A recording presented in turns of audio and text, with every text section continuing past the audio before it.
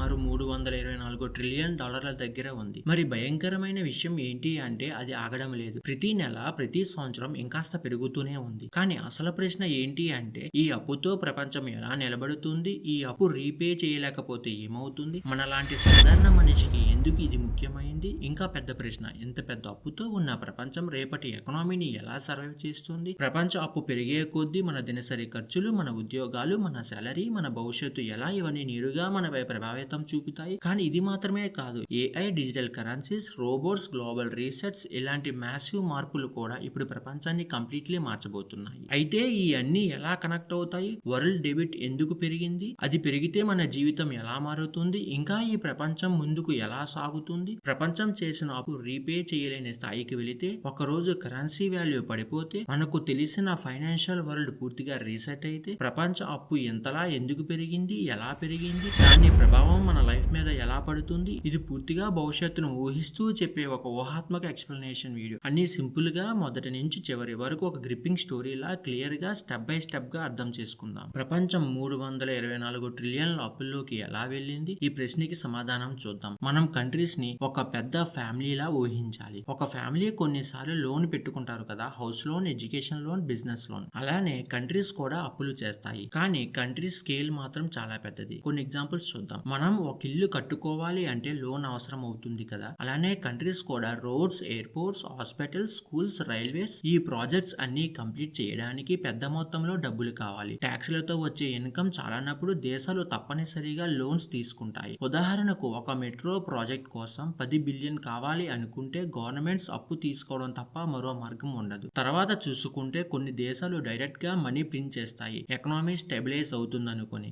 కానీ దానివల్ల ఇన్ఫ్లేషన్ పెరిగి అప్పు మరింత భారంగా మారుతుంది. మూడో కారణం wars and defence. World war 2 తర్వాతే కాదు, ఇప్పటికీ కంట్రీస్ వెపన్స్, డిఫెన్స్ సిస్టమ్ మీద ట్రిలియన్లు ఖర్చు చేస్తూ ఉన్నాయి. వార్ అంటే డిస్ట్రక్షన్ మాత్రమే కాదు, అప్పులతో నిండిపోయిన భవిష్యత్తు కూడా. ఇంకా కోవిడ్-19 పాండమిక్ సమయంలో countries hospital, vaccines, lockdown support, ఇంకా కంపెనీస్ సర్వైవల్ కోసం ట్రిలియన్స్ ఖర్చు చేశాయి. ఒక్క ఈ సంఘటనే వరల్డ్ డెబిట్ ని భారీగా పుష్ చేసింది. చివరగా rich countries versus poor countries. USA, Japan వంటి రిచ్ కంట్రీస్ ఎక్కువగా అప్పు తీసుకోగలవు, ఎందుకంటే ఇన్వెస్టర్స్ వారికి ట్రస్ట్ ఇస్తారు. పూర్ కంట్రీస్ కూడా అప్పు తీసుకుంటాయి, కానీ ఇంట్రెస్ట్ చాలా ఎక్కువ. చివరికి చూసుకుంటే రిచ్ అండ్ పూర్ అని తేడా లేకుండా అన్ని కంట్రీస్ లోన్ మీద పరిగెడుతున్నాయి. ప్రపంచ అప్పు ఎంత పెద్దదైనా అన్ని కంట్రీస్ దీన్ని ఎకనామిక్ గ్రోత్ కి ఒక నెసెసరీ టూల్ గా చూసుకుంటున్నాయి. అప్పు లేకుండా డెవలప్మెంట్ జరగదనే మైండ్ సెట్ ప్రపంచాన్ని ఇక్కడికి తీసుకువచ్చింది. ఇప్పుడు ప్రపంచ అప్పు పెరుగుతూనే పోతే చివరికి ఏమవుతుందో చూద్దాం. ప్రపంచ అప్పు రోజు రోజుకు పెరుగుతున్నా చాలా మంది మన లైఫ్ కి ఏం సంబంధం అని అనుకుంటారు. కానీ నిజం ఏంటి అంటే ప్రపంచ అప్పు పెరగడం అంటే మన జీవితం కూడా ఖరీదవుతుందన్నమాట. కంట్రీస్ ఎక్కువ అప్పు తీసుకుంటే లేదా కొత్త డబ్బు ప్రింట్ చేస్తే ఇన్ఫ్లేషన్ పెరిగి దినసరి వస్తువుల నుంచి ఇంధనం,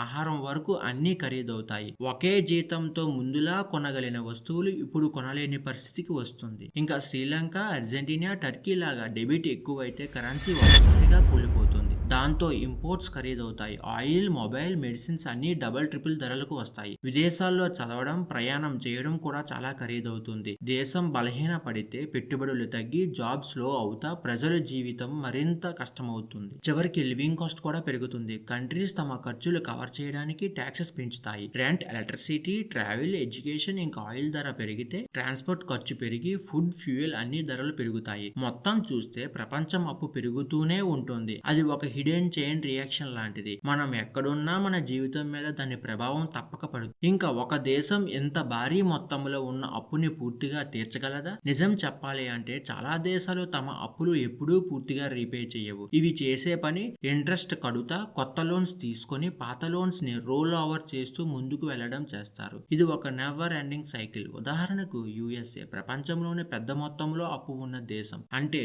33 ట్రిలియన్లు దాటినా కూడా వాళ్ళు భయపడరు. ఎందుకంటే డాలర్ ప్రపంచ కరెన్సీ. వాళ్ళ మనీ ప్రింట్ చేయగలరు, ఇంట్రెస్ట్ రేట్స్ కంట్రోల్ చేయగలరు. చైనా కూడా ట్రిలియన్స్ అప్పులు తీసుకుని హ్యూజ్ డెవలప్మెంట్ చేసింది. Highways, factories, tech zones build చేశారు. రీపే చేయడం కన్నా ఎకనామిక్ గ్రోత్ పెంచడం పైన ఫోకస్ చేశారు. ఇండియా కూడా హైవే, రైల్వేస్, డిజిటల్ ఇన్ఫ్రా కోసం అప్పులు తీసుకుంది. కానీ పాపులేషన్ ప్లస్ ఎకనామీ పెద్దగా ఉండడం వల్ల ఇన్వెస్టర్స్ ట్రస్ట్ ఉంది. పెద్ద దేశాలు తమ అప్పును క్లియర్ చేయకపోవడానికి 3 మెయిన్ కారణాలు ఉన్నాయి. గవర్నమెంట్ ప్రోగ్రామ్స్, సబ్సిడీస్, పెన్షన్స్ కొనసాగాలి. డెవలప్మెంట్ ఆగితే జాబ్స్ పోతాయి. ట్యాక్సెస్ ఎక్కువ పెంచితే ఎలక్షన్స్ పై ప్రభావితం అవుతాయి. కాబట్టి గవర్నమెంట్స్ అప్పులే ప్రిఫర్ చేస్తాయి. దేశాలు డెబిట్ సిస్టమ్ ఇలా నడుస్తుంది. లోన్స్ తీసుకుంటాయి, ఇంట్రెస్ట్ కడతాయి, కొత్త లోన్స్ తో పాత లోన్స్ రీఫైనాన్స్ చేస్తాయి. ఈ సైకిల్ కొనసాగుతూనే ఉంటుంది. ఇది మనం ఈఎంఐ కడుతూ లోన్ పూర్తిగా క్లియర్ కాకపోవడం లాంటిది. కంట్రీస్ కి డెబిట్ అంటే డేంజర్ కాదు, అది వారి ఎకనామీ నడిచే ఫ్యూయల్. టార్గెట్ రీపే చేయడం కాదు, డెబిట్ ని స్మార్ట్ గా మేనేజ్ చేయడమే. ఇప్పుడు ఒకవేళ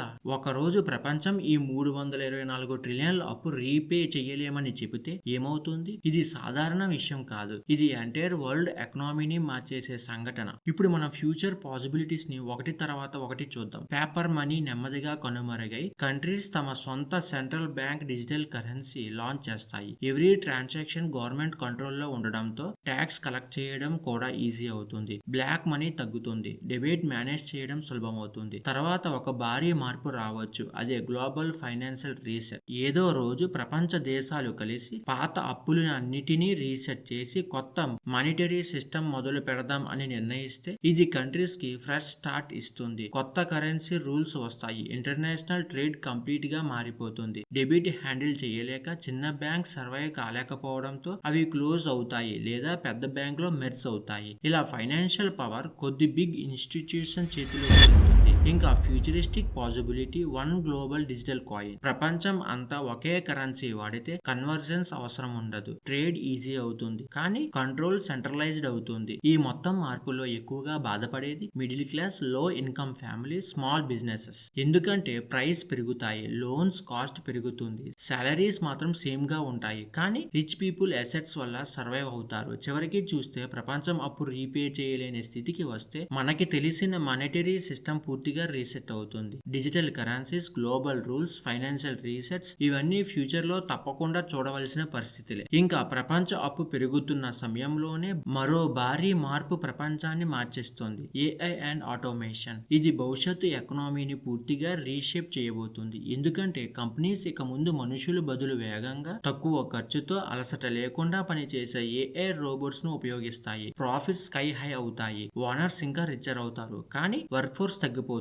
అమెజాన్ వేర్ హౌస్ నుండి సెల్ఫ్ డ్రైవింగ్ ట్రక్స్ ఇంకా ఏఐ డాక్టర్స్ వరకు మాన్యువల్ జాబ్స్ చాలా వేగంగా కనిపించకుండా పోతాయి. దీనివల్ల ఎకనామీ ఇన్ఈక్వాలిటీ పెరుగుతుంది. ఏఐ టెక్నాలజీ కొనగలిగేది రిచ్ కంపెనీస్ మాత్రమే, వాళ్ళు ఇంకా రిచ్ అవుతారు. Middle class, lower class jobs మరింత ఇన్సెక్యూర్ అవుతాయి, స్కిల్స్ అవుట్డేటెడ్ అవుతాయి, కాంపిటీషన్ లో సర్వైవ్ కావడం కష్టమవుతుంది. ఈ మార్పులు హ్యాండిల్ చేయడానికి గవర్నమెంట్ కూడా కొత్త ట్యాక్స్ సిస్టమ్ తీసుకురావాల్సిందే. AI tax, robot tax, carbon tax ఇవన్నీ ఫ్యూచర్ లో కామన్ అవుతాయి. అలాగే యూబీఐ లాంటి సిస్టమ్ ద్వారా ప్రతి మనిషికి ఒక బేసిక్ మంత్లీ ఇన్కమ్ ఇచ్చే ఆలోచన వస్తుంది. యూబీఐ అంటే యూనివర్సల్ బేసిక్ ఇన్కమ్. 30 నుంచి 50 సంవత్సరాల తర్వాత మాత్రం ఎకనామీని నిర్వహించే పని కూడా ఏఐ చేతుల్లోకి వెళ్ళవచ్చు. బడ్జెట్ ఏఐ తయారు చేస్తుంది, ట్యాక్సెస్ ఏఐ సెట్ చేస్తుంది, స్పెండింగ్ ఏఐ మానిటర్ చేస్తుంది, మార్కెట్ క్రాష్ కూడా ఏఐ ప్రివెంట్ చేస్తుంది. ఇలా ఏఐ వల్ల లాభపడేది tech companies, investors, high skilled workers. కానీ simple workers, repetitive jobs, small businesses కష్టాల్లో పడతాయి. ప్రపంచ అప్పు పెరుగుతూనే ఉన్నప్పుడు దేశాలు, ప్రభుత్వాలు, వ్యవస్థలు అందరూ మారాల్సిందే. కొత్త ట్యాక్సెస్, కొత్త రూల్స్, కొత్త సిస్టమ్స్ ఇవి తప్పనిసరిగా రాబోయే భవిష్యత్తు. ఇప్పటి వరకు మనం ప్రపంచం అప్పు గురించి మాట్లాడాం, కానీ ఇప్పుడు ప్రపంచం అప్పులో మునిగిపోయిన ఫ్యూచర్ లో మన జీవితాలు ఎలా ఉంటాయి? ప్రపంచం అప్పుతో నిండిన ఫ్యూచర్ లో మన